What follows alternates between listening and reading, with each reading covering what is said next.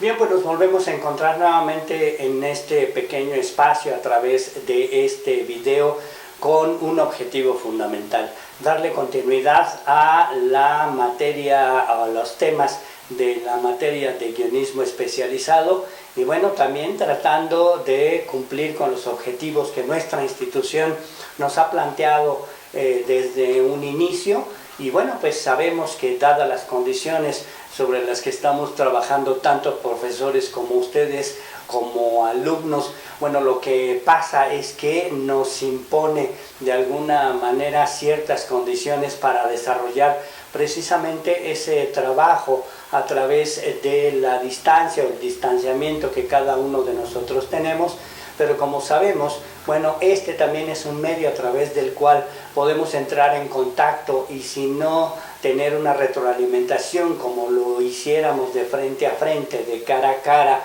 de manera presencial, espero que la producción de estos videos, por lo menos los que llevamos hasta el momento, sirvan sobre todo para orientar su trabajo profesional en lo que se refiere al guionismo especializado. Y muy bueno, vale la pena nada más recordar que si en esta emergencia sanitaria lo que nos exige la reclusión y el distanciamiento es la adaptación, bueno, pues no es un tema nuevo del hombre de alguna manera. Recuerden ustedes que en algún momento hemos visto y hemos platicado sobre todo en la transformación que el ser humano hace no solo de su entorno, sino cómo se va adaptando a él y qué es lo que va creando con creatividad precisamente, qué es lo que va creando para poder adaptarse y tener mejores condiciones en el desarrollo de cualesquiera de las actividades, no solo de las que desarrollamos, sino de las que vamos a desarrollar.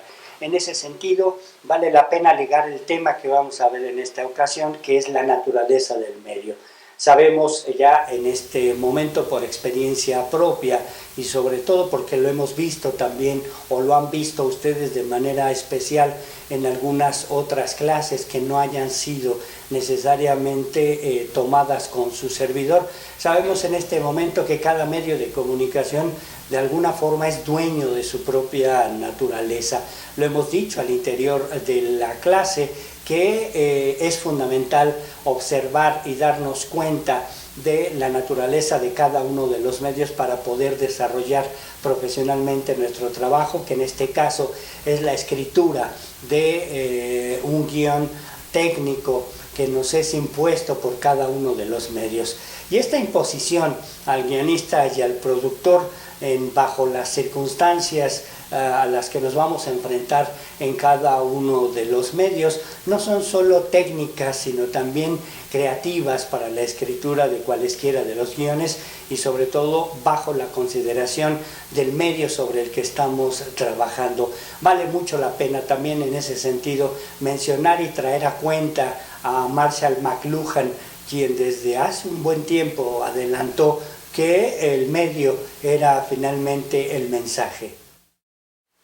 Y bueno, si hablamos de las condiciones bajo las cuales vamos a trabajar sobre medios de comunicación, con la consideración que sobre ellos es precisamente sobre los que vamos a trabajar en lo que se refiere a nuestro canal y a nuestro mensaje, bueno, pues los tiempos narrativos en cada uno de los medios de comunicación, bajo cualquier circunstancia, están dados al guionista y al productor bajo una condición natural, la condición natural que cada uno de los medios de comunicación nos ha impuesto. Si hablamos de alguna manera que para la radio se escribe para ser escuchado, es más que obvio que para los medios audiovisuales lo hacemos para ser vistos y también escuchados a la vez. Es más, sabemos que no se escribe de la misma manera para un diario o para una revista, y no se diga para un diario o una revista especializada, porque no solo el tema, sino el medio como tal y en la condicionante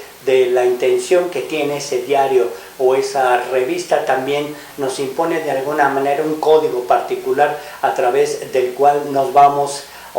de alguna manera a adaptarnos a cada uno de ellos, y sobre todo a condicionar nuestro trabajo de escritura y nuestra propia narrativa en ese sentido.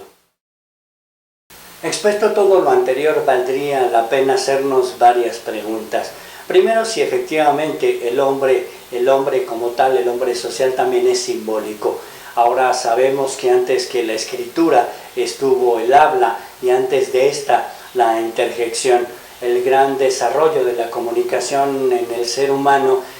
parece ser que se dio en el momento en el que éste le dio cuerpo a la palabra hablada. Somos de alguna manera un ente comunicativo que utilizamos varios de nuestros propios recursos, sobre todo atendiendo a la naturaleza que se nos ha otorgado física y biológicamente.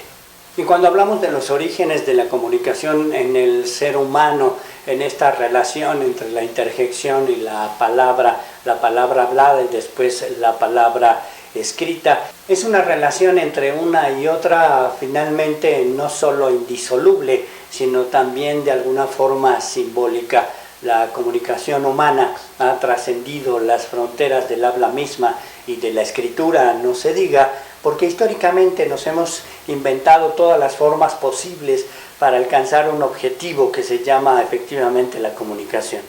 Lo que podemos observar en el desarrollo de la comunicación humana en primera instancia es que trasciende las fronteras del habla y de la escritura, es decir, de la palabra hablada y de la palabra escrita mismas, porque históricamente nos hemos inventado todas las formas posibles para alcanzar un objetivo, y este objetivo se llama comunicación. Es una necesidad fundamental que la comunicación sea parte indisoluble también de este ser que somos, sobre todo de este ser social que comparte a través precisamente de la comunicación el pensamiento, los saberes y sobre todo de manera especial pues las experiencias que cada uno de nosotros o del ser humano ha venido desarrollando a lo largo de su propia historia. Es una comunicación que ha alcanzado límites verdaderamente insospechados, y esto no lo ha podido hacer si no es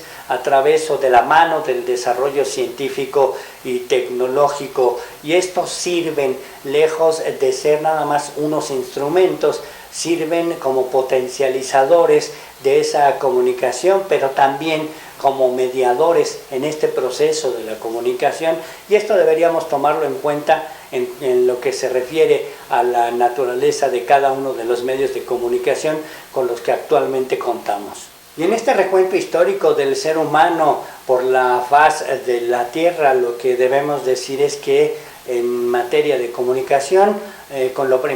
lo que contó fue en primera instancia con el físico que tenemos, es decir, con el cuerpo, con el rostro, con las manos, con las gesticulaciones en esta parte física, pero también dotados de alguna manera con el don biológico, es decir, con la capacidad necesaria para emitir y articular los sonidos necesarios para alcanzar esta tan anhelada comunicación. Es más que obvio que le ha tomado miles de años alcanzar, sin embargo se cree y se piensa desde el punto de vista lingüístico que hay una primera instancia de comunicación en el ser humano y una exigencia de sí mismo en esta parte física y sobre todo en esta parte biológica, y uno de los fundamentos iniciales u originales precisamente de esa comunicación son las interjecciones. Aún así, cuando hayamos pasado, por ejemplo, de las interjecciones mismas, como la que estamos viendo en este momento. Y si tomamos las interjecciones como una respuesta necesaria en el ser humano por tratar de comunicarse y sobre todo de manifestar una serie de sentimientos, no se diga en el caso particular de la palabra hablada, que le da continuidad no solo a la comunicación, sino de manera particular o de manera especial lo que le da el lenguaje hablado y articulado, no solo le da un sentido mucho más preciso, sino manifestar algo que no podemos observar, sin embargo, sí podemos sentir. ¿Y a dónde vamos cuando hablamos de los orígenes de la comunicación humana? Volvemos exactamente al planteamiento inicial, que es la naturaleza del medio. A lo largo de la historia hemos aprendido los seres humanos no solo a inventar y a descifrar códigos, sino también a interpretar señales, a describir lo que no existe y a nombrar todas y cada una de las cosas que anhelamos. En pocas palabras, hemos aprendido a estructurar un lenguaje de forma que hasta los poetas, y aquí lo digo con sarcasmo, hasta los poetas se han adaptado a este mismo.